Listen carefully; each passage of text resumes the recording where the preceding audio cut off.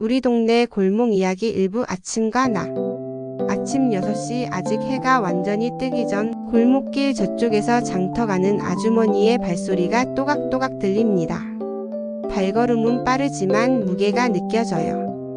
바구니 속에 담긴 무와 배추, 달걀, 그리고 생선 한 손 가득. 아주머니의 손에는 낡은 천으로 감싼 동전 주머니가 달랑달랑 흔들리죠. 어이 김씨, 오늘 배추 좋아. 골목 여기저기서 답이 돌아옵니다. 아이고 오늘도 새벽부터 고생이네. 그 목소리는 마치 아침 인사이자 알람 같았습니다. 그때 골목 바닥은 지금처럼 매끈한 아스팔트가 아니라 자갈과 흙이 섞인 투박한 길이었어요. 비가 온 다음 날엔 크고 작은 물웅덩이가 군데군데 남았는데 어린 우리들은 일부러 그 웅덩이를 첨벙첨벙 밟으며 장난쳤죠. 물방울이 바지에 튀어도 발목까지 젖어도 그저 깔깔 웃기만 했습니다. 그럴 때마다 어머니는 현관 앞에 앉혀놓고 젖은 신발을 벗기며 또 이래서야 학교를 가겠어? 하면서도 신문지를 돌돌 말아 신발 안에 넣어주셨죠. 그 따뜻하고 조금은 툴툴대는 손길이 아직도 생생합니다. 아침 8시쯤이면 골목이 활기를 띱니다. 우유 배달하는 아저씨가 어깨에 맨 나무 상자에서 병우유를 꺼내 집 대문 앞에 하나씩 내려놓고 갑니다. 유리병 안에는 흰 우유가 가득, 뚜껑 위에는 가끔 초코가루가 올려져 있었습니다. 우린 몰래 뚜껑을 열고 초코가루를 손가락으로 찍어 먹곤 했죠. 걸리면 크게 혼났지만 그 달콤한 맛은 혼날 만한 가치가 있었어요. 오전이 되면 부엌에서 풍겨 나오는 냄새들이 골목을 채웁니다. 된장찌개가 보글보글 끓는 구수한 냄새, 간장에 졸여지는 멸치볶음의 고소함, 그리고 김을 구울 때 나는 바삭한 향. 아이들은 집 앞에 앉아 그 냄새를 맡으며 오늘은 누구네 집 반찬이 제일 맛있을까? 하고 웃었죠. 골목 한가운데엔 만물상이라 불리던 구멍가게가 있었습니다. 유리병 안에는 알록달록 알사탕이 가득, 병뚜껑을 눌러 열어야 하는 사이다와 콜라, 그리고 비닐봉지 안에는 쫄깃한 엿이며 새콤달콤 분말 사탕. 가게 주인 아줌마는 동네 아이들 이름을 다 알고 있어서 오늘은 뭐 살래? 하고 먼저 물어주셨습니다. 돈이 모자라면 그냥 외상 장부에 이름을 적어주셨고 그 장부에는 빛보다 웃음이 더 많이 쌓였죠. 점심 무렵 골목은 잠시 조용해집니다. 아버지는 일터로, 어머니는 부엌에서, 아이들은 학교에서. 그 시간 햇볕이 골목의 구석구석까지 스며들어 빨랫줄에 널린 하얀 빨래들이 바람에 펄럭였습니다. 빨래 사이로 고양이 한 마리가 살금살금 지나가면 그 부드러운 그림자가 햇빛 위를 가볍게 스쳐갔죠. 혹시 그거 기억나요? 아침이면 골목 저 끝에서부터 장터 가는 아주머니 발걸음 소리가 들렸어요. 바구니에 싱싱한 채소와 생선을 담고 손에는 천으로 감싼 돈주머니. 어이 김씨, 오늘 배추 좋아. 하고 부르는 소리가 마치 동네 알람 같았죠. 그때 골목길 바닥은 아스팔트가 아니라 작은 돌과 흙이었어요. 비가 오면 물웅덩이가 여기저기 생겼는데 우린 일부러 그 웅덩이를 밟으며 첨벙첨벙 뛰어다녔죠. 어머니는 또 신발 다 젖었네 하면서도 신문지 돌돌 말아 신발 속에 넣어주셨습니다. 점심때가 되면 집집마다 부엌에서 나는 냄새가 골목을 가득 메웠어요. 된장찌개 끓는 냄새, 멸치 볶는 고소한 냄새, 방금 구운 김 냄새까지. 그 냄새 맡으며 오늘은 누구네 집 찌개가 제일 맛있을까? 하고 장난도 쳤죠. 우리 골목 구멍가게는 참 별천지였어요. 유리병에 가득 담긴 알사탕, 유리 뚜껑 눌러 열어야 하는 병 콜라, 그리고 과자 봉지에 들어있던 딱지랑 뽑기. 주인 아줌마는 다음에 갚아하며 외상 장부에 이름을 적어줬고 그 장부 속 우리 이름 옆에는 언제나 빛보단 웃음이 많았죠. 여름밤이 되면 골목이 더 시끌벅적해졌습니다. 낮 동안 뜨겁게 달궈졌던 골목길이 서서히 식고 이웃집 아저씨들은 대야에 수박을 담가놓고 다들 나와서 한 조각씩 하죠 하고 불렀어요. 우린 수박씨를 누가 멀리 맨나 겨루고 어른들은 등 뒤로 부채질하며 세상 사는 얘기를 나눴죠. 가끔 골목 끝에서 영화 상영을 하기도 했어요. 하얀 천을 벽에 걸고 필름 영상기를 돌리면 아이들은 앞줄에 어른들은 뒷줄에 앉아 한 화면을 보며 웃고 울고 소리쳤습니다. 그날은 골목이 극장이었고 모두가 같은 이야기를 나누는 관객이었죠. 겨울이 오면 골목은 하얗게 변했어요. 눈이 소복이 쌓이면 우리 발자국이 하나둘 새겨지고 길 모퉁이에는 눈사람이 서 있었습니다. 양동이에 물을 받아와 눈 위에 부으면 단단해져서 눈싸움 방어벽이 됐죠. 장갑이 젖어 손이 얼어붙을 것 같아도 눈 속에서 놀던 그 시간은 너무 짧게만 느껴졌습니다. 밤이면 연탄가스 냄새가 살짝 스며들었고 집집마다 아궁이 앞에선 군고구마가 익어갔어요.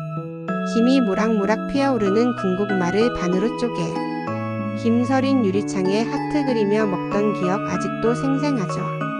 그때는 이웃과의 거리가 정말 가까웠어요. 문이 잠겨있는 집은 거의 없었고 그냥 계십니까? 한마디면 안방까지 들어갈 수 있었죠. 서로의 아이를 보살피고 장례나 잔치가 있으면 온 동네가 나서서 도왔습니다. 한 집에서 끓인 미역국을 10집이 나눠 먹던 그 마음이 있었기에 가난해도 외롭지 않았습니다. 우리 골목 끝에는 작은 이발소가 있었죠. 하얀 가운을 입은 이발사 아저씨가 빗질을 하며 가만 있어 이리 돌아봐 하던 목소리. 머리를 다 깎으면 어깨에 묻은 머리카락을 톡톡 털어주고 다 컸네 이제 형아 다 됐다 하던 그 말이 왠지 모르게 자랑스러웠습니다. 그리고 이발소 옆 다방. 겨울이면 창문에 성에가 끼고 안에서는 라디오에서 흘러나오는 트로트와 커피 향이 섞여 골목까지 퍼졌어요. 그 향기를 맡으며 집으로 돌아가는 길이 참 따뜻했습니다. 이제 그 골목 그 시절은 사라졌지만 우리 마음속에서는 여전히 살아있죠. 거기에는 웃음과 눈물, 따뜻한 손길과 목소리가 하나의 풍경처럼 남아있습니다. 그 길을 함께 걸었던 기억이 지금의 우리를 지탱하는 힘이니까. 2부 우와 여름방. 오후 3시쯤이 되면 골목은 다시 살아납니다. 학교에서 돌아온 아이들이 책가방을 던져놓고 먼저 찾는 건 숙제가 아니라 친구들이었죠. 야, 구슬치기 할래? 아냐, 오늘은 딱지 치자. 그렇게 아이들이 모이면 골목 바닥이 놀이터로 변했습니다. 바닥에 원을 그려 구슬을 굴리고 딱지를 세게 내리쳐 뒤집으면 환호성이 터졌습니다.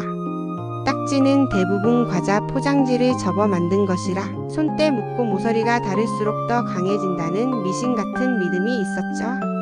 여름 오후 해가 아직 중천에 떠 있을 때면 골목 저쪽 집 아저씨가 커다란 양은 대야를 들고 나와 수박을 쪼개주곤 했습니다. 칼이 싹 하고 들어가는 소리, 그 뒤에 퍼지는 달콤하고 시원한 향기.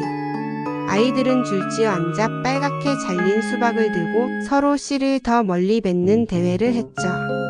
웃음소리는 골목 끝을 넘어 멀리까지 퍼졌습니다. 오후 5시가 넘어 해가 조금 기울면 골목 입구에서 뻥 소리가 울립니다. 뻥튀기 아저씨가 수레를 밀고 와서 커다란 기계로 쌀을 넣고 순식간에 하얀 뻥튀기를 튀겨내죠. 뜨거운 김과 고소한 냄새가 퍼지면 아이들뿐 아니라 어른들도 하나씩 손에 들고 갔습니다. 아저씨는 늘 웃으며 말했죠. 이건 그냥 맛보는 거야. 오늘은 서비스. 그 서비스라는 말이 주는 기쁨은 참으로 컸습니다. 저녁 무렵 골목 안에서는 저마다 부엌에서 나는 냄새가 섞였습니다. 간장 양념한 고등어를 지지는 고소하고 짭짤한 향, 달콤하게 볶은 감자채의 은근한 냄새, 그리고 장독대에서 꺼낸 김치의 알싸한 매운 향기. 그 향들이 한데 모여 마치 골목 전체가 한 식탁처럼 느껴졌습니다. 여름밤이 오면 골목은 또 다른 세상이 됩니다. 어른들은 대문 앞 평상에 앉아 부채질을 하며 하루 일을 나누고 아이들은 반바지 차림에 맨발로 돌아다니며 반딧불이를 잡았습니다. 손바닥 속에서 은은하게 빛나는 반딧불이 그 작은 빛을 바라보며 우리도 모르게 웃음이 났죠. 밤 9시가 넘어도 골목은 쉽게 잠들지 않았습니다. 집집마다 TV 소리가 새어나오고 어린이들은 그 소리를 들으며 뛰어다니다 이제 들어와 하는 어머니의 부름에 마지못해 집으로 향했죠. 집에 들어가면 이미 부엌에는 늦은 간식이 준비돼 있었습니다. 찐 옥수수 군밤, 설탕 뿌린 토스트. 하루를 마무리하는 그 따뜻한 맛이 골목의 여름밤을 완성했습니다. 삼부 계절이 바뀌면, 봄이 오면 골목의 공기는 먼저 향기로 바뀌었습니다. 담벼락 밑 개나리가 노랗게 고개를 내밀고 이웃집 할머니가 심어놓은 진달래가 바람에 살짝 흔들릴 때마다 향기가 났죠. 아이들은 개나리 가지를 꺾어 입에 물고 씹어보기도 했습니다. 살짝 단맛이 도는 그 줄기 맛은 사탕보다도 오래 남아 혀끝에서 놀았습니다. 봄비가 내린 다음 날이면 골목 바닥에 먼지가 씻겨나가고 바닥이 촉촉하게 반짝였습니다. 그때 어른들은 문 앞에 걸레를 들고 나와 문턱과 대문을 닦았죠. 이렇게 해야 새 봄 복이 들어온다며 웃음 섞인 인사를 건넸습니다. 여름이 되면 골목의 하루는 물놀이로 가득했습니다. 어린이들은 플라스틱 대야를 들고 나와 수도꼭지에서 찬물을 받아 서로 끼얹었습니다. 시원한 물줄기와 함께 터지는 웃음소리가 골목의 배경음이었죠. 어른들도 저녁이 되면 평상에 앉아 수박을 나누거나 찬 보리차를 돌렸습니다. 하지만 여름의 하이라이트는 장마철이었습니다. 비가 하루 종일 내리면 아이들은 고무줄을 묶어 만든 슬리퍼를 신고 비가 만든 골목 개울을 따라 종이배를 띄웠죠. 종이배가 모퉁이를 돌아 사라질 때까지 숨죽이며 지켜보다가 다시 새 종이를 접어 물 위에 띄웠습니다. 가을은 골목의 색이 변하는 계절이었습니다. 감나무 잎이 주황빛으로 물들고 이웃집 마당에서는 고추를 말리는 붉은색이 햇볕 속에서 번쩍였습니다. 아이들은 말린 고추를 몰래 건드렸다가 손끝에 매운 기운이 남아 눈을 비비고 울기도 했습니다. 가을 저녁이면 골목 끝에서 밤 파는 아저씨의 목소리가 들렸습니다. 밤이요. 뜨끈한 군밤 있어요. 신문지에 싸서 손에 쥐어준 군밤은 뜨거워서 손을 후 불며 먹었죠. 껍질을 까면 나오는 노란 속살, 그 달콤한 맛은 가을 골목의 별미였습니다. 겨울이 오면 골목은 조용해졌지만 그 속엔 또 다른 활기가 있었습니다. 아이들은 눈이 오기를 손꼽아 기다렸고 첫눈이 내리면 대문 밖에서 바로 눈싸움이 시작됐습니다. 눈을 뭉치고 눈사람을 만들고 양은 대야를 엎어 큰 눈덩이를 만들기도 했죠. 저녁이 되면 각 집 굴뚝에서 연기가 피어올랐습니다. 아궁이에 불을 때는 나무 타는 냄새가 골목 전체를 감쌌죠. 그 냄새를 맡으며 집에 들어가면 어머니가 끓여놓은 뜨끈한 국물과 김이 모락모락 나는 밥이 하루의 추위를 모두 녹여주었습니다. 이렇게 사계절이 바뀔 때마다 골목은 서로 다른 색과 소리, 냄새의 맛으로 우리 곁에 있었죠. 그 골목은 단순한 길이 아니라 웃음과 추억이 쌓이는 우리만의 세상이었습니다. 사부 골목 사람들의 사연과 잊을 수 없는 사건. 골목의 사람들은 계절만큼이나 다양한 이야기를 가지고 있었습니다. 아침마다 가게 문을 열던 구멍가게 김할머니, 빨간 앞치마를 두르고 애고 오늘도 일찍 왔네 하며 우리 손에 쥐어주던 10원짜리 사탕. 김할머니는 장사보다도 아이들 학교 가는 길을 지켜보는 걸 더 좋아했죠. 그 덕에 우리 엄마들은 마음 놓고 아침을 보낼 수 있었습니다. 골목 한쪽에는 대장장이 아저씨의 작업장이 있었습니다. 두꺼운 팔뚝과 그을린 얼굴, 빨간 불꽃이 튀는 모루 앞에서 망치를 내리칠 때면 탕, 탕 하는 소리가 골목 전체에 울렸죠. 아이들은 그 소리를 멀리서도 듣고 아, 대장장이 아저씨 오늘도 일하시네 하고 알았습니다. 가끔 아저씨가 버려진 못이나 철조각을 주어 우리에게 비밀 보물이라며 나눠주면 그건 그날 하루 최고의 장난감이 됐습니다. 그리고 우리 골목에는 이야기꾼 최 아저씨가 있었습니다.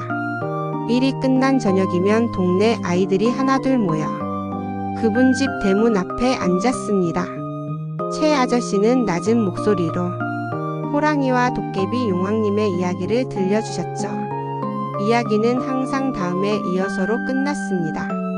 그래서 우리는 매일 밤 다음 편을 듣기 위해 숙제를 서둘러 끝냈습니다. 그런데 골목에 가끔은 작은 사건도 일어났습니다.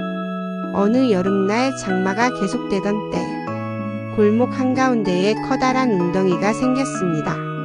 아이들은 거기서 고무신을 배 삼아 뛰었는데 그만 영철이의 새 고무신이 물살에 떠내려가 버렸죠. 영철이는 울음을 터뜨렸지만 대장장이 아저씨가 장화를 신고 웅덩이로 들어가 고무신을 건져주었습니다. 그날 이후 영철이는 아저씨를 영웅이라 불렀습니다. 설날이면 골목은 하루 종일 북적였습니다.